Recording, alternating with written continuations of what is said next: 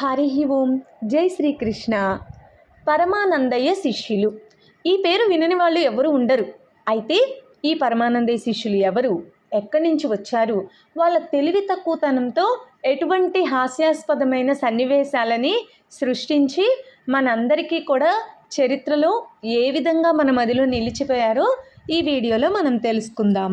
పూర్వం అరుణకేశి అనే ఒక మహర్షి వద్ద 12 మంది శిష్యులు విద్యాభ్యాసం చేస్తూ ఉండేవాళ్ళు.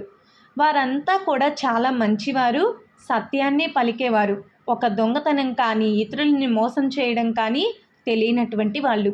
ఎప్పుడు గురు శుశ్రూష, విద్యాభ్యాసం తప్ప మరొక ఆలోచనే లేనటువంటి ఉత్తములు. అరణ్యాలలో ఉండి గురువు ఆజ్ఞ పాటించేవారే కానీ ఎప్పుడు స్త్రీలని చూసి కూడా ఎరుగరు. గురువు చెప్పిన పాఠం తప్ప వారికి మరో ఆలోచనే లేని పరమేశ్వరుని భక్తులు. వారందరినీ కూడా గురువు ఒకసారి యజ్ఞార్థమై దర్భలు సేకరించుకురమ్మని చెప్పి అరణ్యానికి పంపిస్తారు. దప్పికతో ఉన్నటువంటి వారందరూ దగ్గరలో ఉన్నటువంటి ఒక జలాశయం దగ్గరికి వెళ్తారు. అదే సమయంలో కొంతమంది దేవకన్యలు భూలోక సౌందర్యాన్ని చూడటానికి వచ్చి ఒక జలాశయంలో స్నానం ఆచరిస్తూ ఉంటారు. ఆ దేవకన్యలను ఈ మునికుమారులు చూస్తారు. స్త్రీలను ఎప్పుడూ చూడలేదు కదా, అందుకని వాళ్ళందరికీ కూడా ఈ స్త్రీలు చాలా ఆశ్చర్యంగా కనిపిస్తారు. ఆ ఋషికుమారులు ఆశ్చర్యంతో స్త్రీలను తదేకంగా చూస్తూ ఉంటారు. ఈ స్త్రీలంతా కూడా ఆ ఋషికుమారులను చూసి దేవకాంతలు వారికి బుద్ధిహీనులు కావాలని శపిస్తారు. అంతలో అక్కడికి వచ్చినటువంటి మహర్షి తన శిష్యుల అమాయకత్వాన్ని వారికి తెలియజేసి, స్త్రీలైనటువంటి మీరు ఈ విధంగా స్నానాలు ఆచరించటం తప్పు అని చెప్పి వాళ్ళని శపించబోతాడు. అందుకు వారంతా కూడా ఆయన్ని ప్రార్థించి మమ్మల్ని శాప విముక్తుల్ని చెయ్యమని వేడుకుంటారు. అప్పుడు ఆ గురువు ఏం చెప్తారంటే, తమ చెలి వివాహమైన తరువాత వారు పరమేశ్వర అనుగ్రహంతో శాప విముక్తులు అవుతారని చెప్తారు. మహర్షి వాళ్ళందరినీ ఆశీర్వదించి అరణ్యానికి సమీపంలో ఉన్నటువంటి విజయదుర్గా నగరంలో విప్రోత్తముడు, చాలా దయాశీలి, విద్యార్థులకు విద్యాబోధన చేస్తున్నటువంటి పరమానందయ్య గారి వద్దకు వెళ్ళమని శిష్యులని ఆజ్ఞాపిస్తాడు. దేవకన్యల శాపం చేత తెలివిని కోల్పోయి బుద్ధిహీనులైనటువంటి మునికుమారులు దారి తెన్ను తెలియక అరణ్యాలలో తిరుగుతూ పరమానందయ్య గారి వద్దకు చేరుకుంటారు.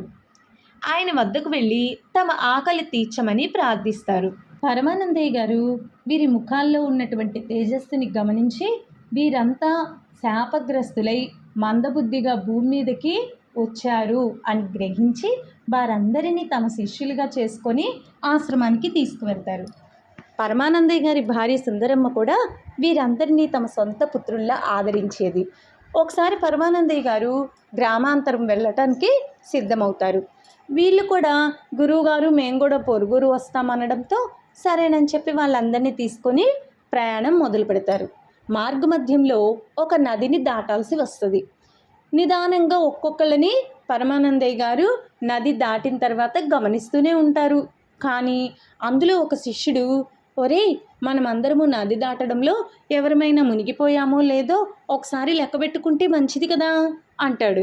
అప్పుడు మిగతా వాళ్ళు, అవునవునురా నువ్వు చెప్పింది కూడా నిజమే, మనలో ఎవరైనా నదిలో మునిగిపోయారో ఏమో లెక్క పెట్టుకుంటే సరిపోతుంది కదా అంటాడు.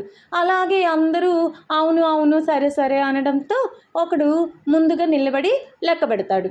తనను లెక్క పెట్టుకోవడం వదిలేసి ఎదురుగా ఉన్న వాళ్ళందరినీ లెక్కబెట్టి, అరే రే మనలో ఒకడు మునిగిపోయాడురా, వాడు చనిపోయాడో ఏమో అని ఏడుస్తాడు. ఇంకొకడు వచ్చి, ఒరే నువ్వేం ఏడో మాకు, నేను లెక్క పెడతానుండు అంటూ వాడు కూడా వాడిని వదిలేసి మిగతా వాళ్ళందరినీ లెక్క పెడతాడు. ఇలా ప్రతి ఒక్కడూ కూడా తనని వదిలేసుకొని మిగతా వాళ్ళని లెక్క పెట్టడంతో ఒక శిష్యుడు తగ్గుతూ ఉంటాడనమాట. ఇంకా లాభోదీపమని అందరూ ఏడుస్తూ ఉంటారు. అప్పుడు పరమానందయ్య గారు వచ్చి, ఇలా కాదు మీరందరూ నిలబడండి అని చెప్పి ఆయన లెక్కబెట్టి ఇలా మిమ్మల్ని కూడా కలిపి లెక్కించాలి అని చెప్పడంతో, అమ్మయ్య మనలో ఎవ్వరూ మునిగిపోలేదురా, నదిలో ఎవ్వరూ చనిపోలేదురా అంటూ ఆనందంగా మళ్ళీ తిరుగు ప్రయాణం మొదలు పెడతారు. ఇది వాళ్ళ అమాయకత్వపు కథల్లో ఒకటి ప్రాచుర్యం పొందిందన్నమాట. మళ్ళీ వాళ్ళంతా ఇంటికి వచ్చాక, గురువుగారు నాకు కాళ్ళు పట్టండిరా, కాళ్ళు ప్రయాణం చేసి చేసి బాగా లాక్కుపోతున్నాయి అనగానే శిష్యులందరూ పోటీపడి మేం కాళ్ళు పడతామని ఓ గొడవ చేసేస్తారు.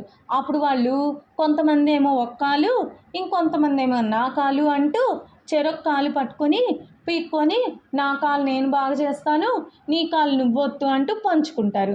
ఓరి నాయనో, నా కాలు నొప్పి ఎటన్నా పోను, మీరేంటి నా 2 కాళ్ళు చీల్చి పట్టుకుంటున్నారు అని చెప్పి పెద్దగా పరమానందయ్య గారు కేకలు పెడతారు. ఆ కేకలకి హడిలిపోయి సుందరమ్మ గారు గబగబా వచ్చి వీళ్ళందరినీ పక్కకు నెట్టేసి వాళ్ళని అరిచేసి పరమానందయ్య గారిని లేపుతుంది. అలా పరమానందయ్య గారు పైకి లేవగానే ఆయన పడక కింద నుంచి ఒక పెద్ద పాము జరజర పాక్కుంటూ వెళ్ళిపోయిద్ది. అసలు ఆ పాముని చూసి భార్యాభర్తలు ఇద్దరూ అరేరేరే వీళ్ళ అల్లరి వల్ల ఆ పాము భయపడి పారిపోయింది, లేకపోతే ఎంత ప్రమాదమో జరిగేది కదా, వీళ్ళ అల్లరి కూడా మనకి చాలా మేలే చేసింది అని చాలా సంతోషపడతారు. వీళ్ళ అల్లరి ఆగడాలు, వీళ్ళ తెలివి తక్కువ పనులు ఎప్పుడూ కూడా అందరికీ మేలే కలిగించేవి. అలాగే వీళ్ళ కూతురి పెళ్లి విషయంలో కూడా వీళ్ళ చేసే తెలివి తక్కువ పనులన్నీ వాళ్ళకి ఏదో ఒక రకంగా మళ్ళీ మేలే చేస్తూ వచ్చాయన్నమాట.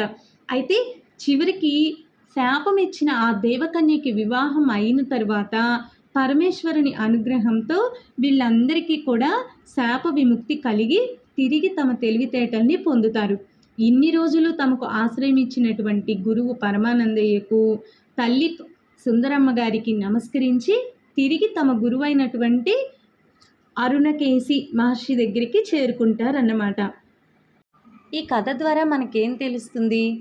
గురు శుశ్రూష చేసి గురువు ఆజ్ఞను పాటించిన వాళ్ళు ఉత్తమ గతులను పొందుతారు. అందుకు గొప్ప ఉదాహరణే ఈ పరమానందయ్య శిష్యుల కథ. అందరికీ హరి ఓం. సర్వం శ్రీకృష్ణార్పణమస్తు.